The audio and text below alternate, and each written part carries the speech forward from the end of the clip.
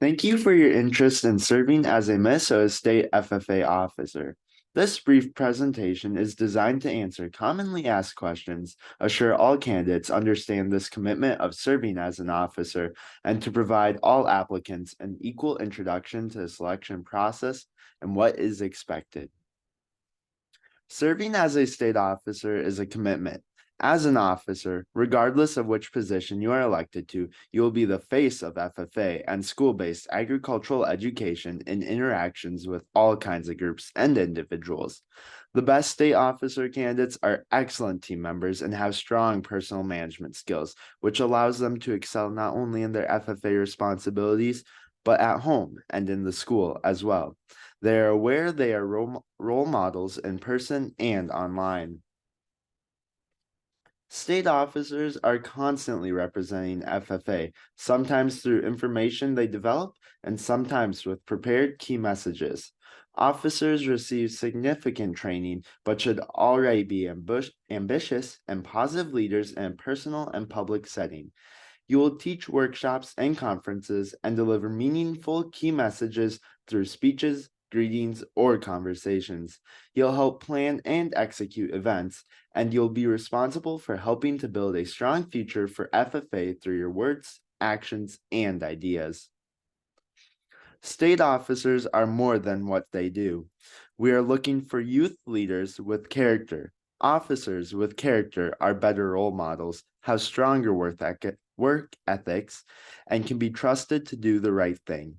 Because you serve while attending college, character is essential. Guardians, local FFA advisors, coaches, and mentors are no longer present in your daily life to make sure you get your work done or to remind you to do the right thing.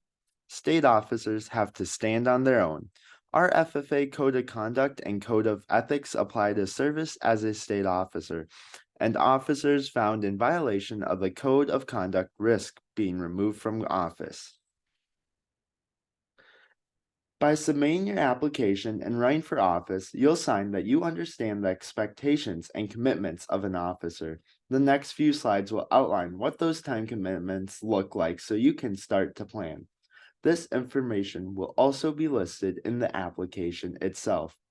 Your year of service will officially begin immediately after your election at this spring's convention. The year will be full of opportunities, but candidates should be aware that additional opportunities may arise. The tentative calendar includes what is currently being planned for, but not guaranteed. There will also be an opportunity for parents, officers, and FFA staff to meet and have a chance to ask any questions they might still have. Over the next few slides, we encourage you to pause the presentation if you need more time. It is important that officers and their families understand the summer schedule and its commitments. By submitting your officer application, you're indicating that you are aware of the schedule and will work to schedule other commitments such as vacations, college orientations, and personal appointments around this pre-existing schedule. In June, officers will spend about 20 days on the road. In July, they may travel up to 18 days depending on out-of-state travel details. While officers are expected to attend these events, we understand that conflicts may arise. Clear communication prior to election is expected. If you know of a conflict for any required date marked by an asterisk, it does not make you ineligible to apply and be selected, but staff will need to be notified as soon as possible so adjustments can be made. Let's take a moment and look at the dates for State Fair. Officers are not expected to be at the fair every day, and we recognize for some of you this will conflict with the start of college classes. We will ask that you give as many days as possible to work at the fair, and together we will deliver an excellent experience for members and fairgoers. Officers should plan to present for a minimum of 4 days during the fair and should plan accordingly. Most often, the 4 days needing the most help are the final 4 days, FFA weekend. While the summer schedule is full, we work with officers to make sure they have unscheduled time to fulfill personal responsibilities. Our schedule changes greatly in the fall. A large part of this is done to respect the fact that you are often managing serving as an officer with responsibilities as a college student. We will work with you to build a college schedule that allows you to best manage your time and responsibilities. We strongly recommend students take no more than 15 credits a semester. As a student, you will be able to take a slightly larger course load the year after you are an officer. If you came in with credits, this is even more flexible. In order to graduate in 4 years, students should take an average of 15 credits a semester. Officers are best suited for academic and officers' success when they respect the time they will need to thrive in each class by reducing the number of credits they enroll in.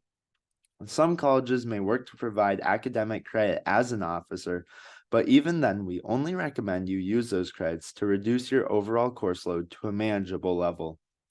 In the fall, many responsibilities become individual tasks.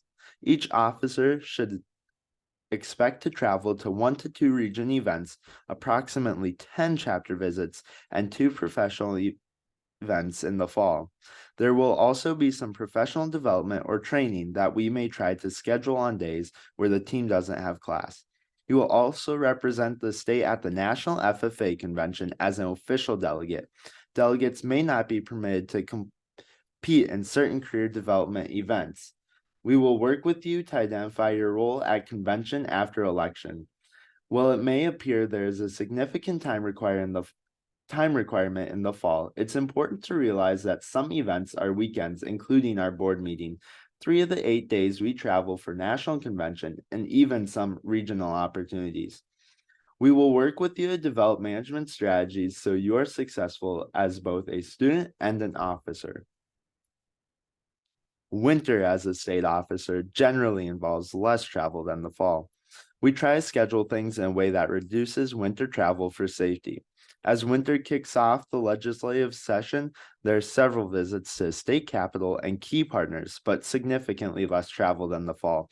There will still be monthly commitments and meetings, but officers will notice a winter is a chance to do some personal planning and preparation. One significant opportunity in the winter is the International Leadership Seminar for state officers. We encourage officers to consider this opportunity for the year following state office. This is not required, but is an excellent opportunity for all state officers to travel internationally for nearly 2 weeks during winter break. The cost of this trip is the individual officer's responsibility and generally comes in around $5,000, including airfare.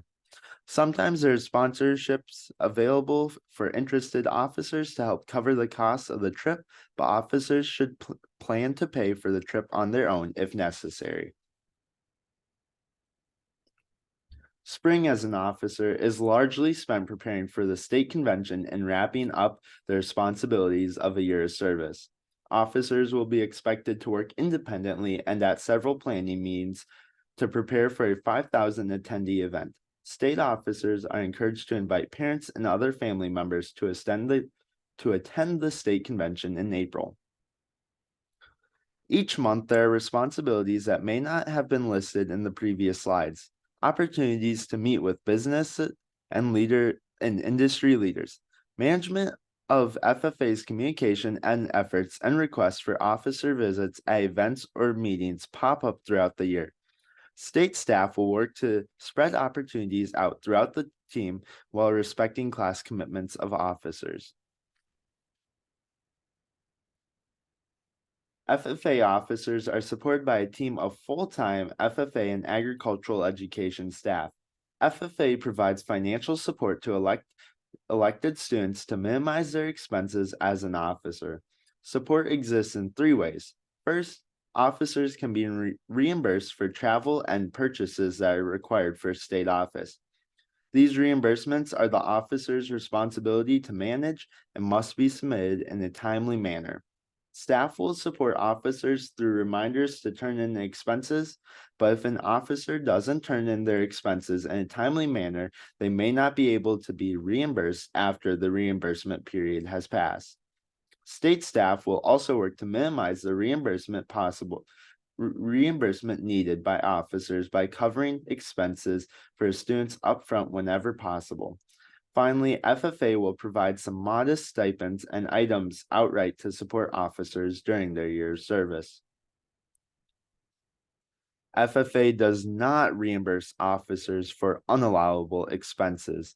These include parking or speeding tickets, insurance, fuel purchases, or unauthorized travel, including travel for region or chapter events that are not state functions or expenses.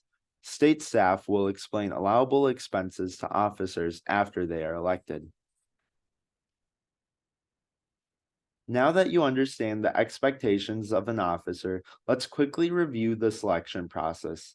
Applications are available online and must be submitted online by March 1st. Only candidates advancing to interview rounds of the selection process will have their participation fee processed. This fee covers just part of the cost for candidates to participate in the interviews on site at the state FFA convention. The state office will share information in the coming weeks about locations and times for any available prep days that candidates may participate in.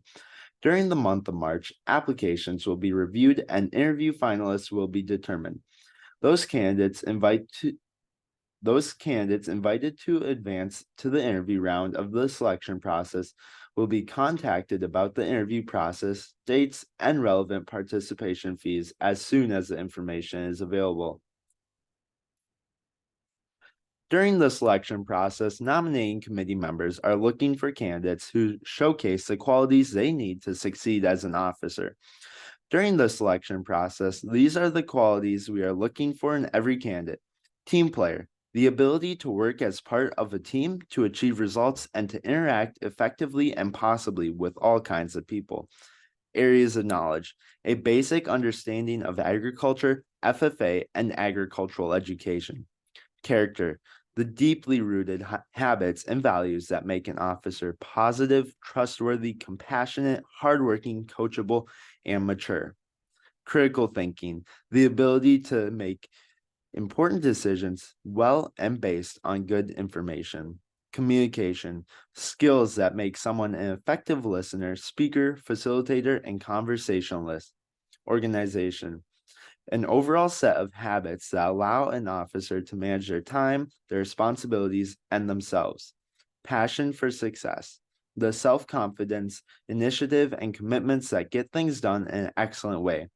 And influence, the ability to build relationships, represent other people, and build others up. If you think about the talents and responsibilities of a leader, these 8 qualities are what help people get the job done. The way those qualities show up may look differently from candidate to candidate, and that's a good thing. Throughout the process, committee members are always looking for proof of how a candidate does those 8 things.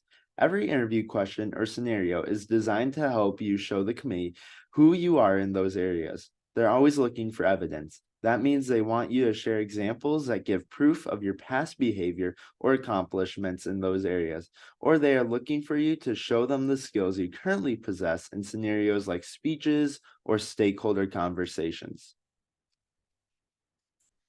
Throughout the process, you will have observed rounds or interactive rounds. In observed rounds, committee members are looking for you to show them your skills. This will include your written application, test and writing exercise where you'll show your communication skills, your speaking and facilitation rounds where you'll prove what you know and how you can motivate a group with appropriate messages, and in the stakeholder interaction round where you'll have a chance through conversation to show how you build relationships and share FFA's message confidently but compassionately. In the interactive rounds, you'll have a chance to speak directly to or with the nominating committee members. Each round has a different format, but these are the moments where you will rely on the experiences you've had in the past to share proof of who you are as a leader. Running for state office can be intimidating, but we want you to do well just as much as you do. The process is not designed to trick anyone. We want you to feel positive and confident in who you are and to do your best. Take time to think about experiences you've had where you've led well or where you've learned well. When have you helped a group succeed? When have you been a role model? When have you really felt like FFA was a place for you to belong? No matter who you are or where you come from, the fact that you are willing to serve FFA for a year is enough for the committee to take you seriously. No matter how successful your chapter might be or how many or how few CDEs you've won, leadership begins with intention, and great leaders are found from every single background. Regardless of what your FFA story is or where you come from, you will be equally considered by the nominating committee throughout this process. Now what? Take time to imagine how FFA would be uniquely served if you were on the team. If you are willing to spend the next year serving others, we're excited to see your application. If you have questions about the requirements or the process, work with your FFA advisor to reach out to state staff. They're happy to let you know how we can support you this year. Take time to think about how you can prepare for the process. Consider reaching out to past officers, previous candidates, or nominating committee members for practice. Current officers or members of the nominating committee cannot help you, but there are plenty of mentors out there who want to help you grow. Not every mentor is an FFA officer. An English teacher, alumni member, or your parents can help you build a strong application. Thanks for taking the time to review the expectations and requirements of State FFA office.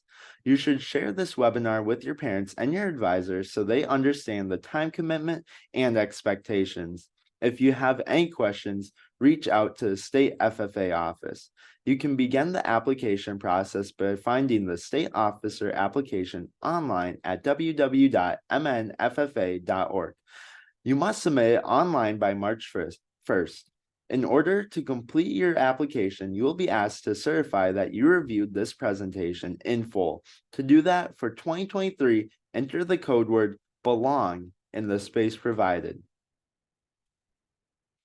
Also, if you are interested in learning more about the process through an experience, Rockford FFA will be hosting a state officer candidate preparation day on March 25th. Additional information will be sent out to all state officer applicants. Thank you.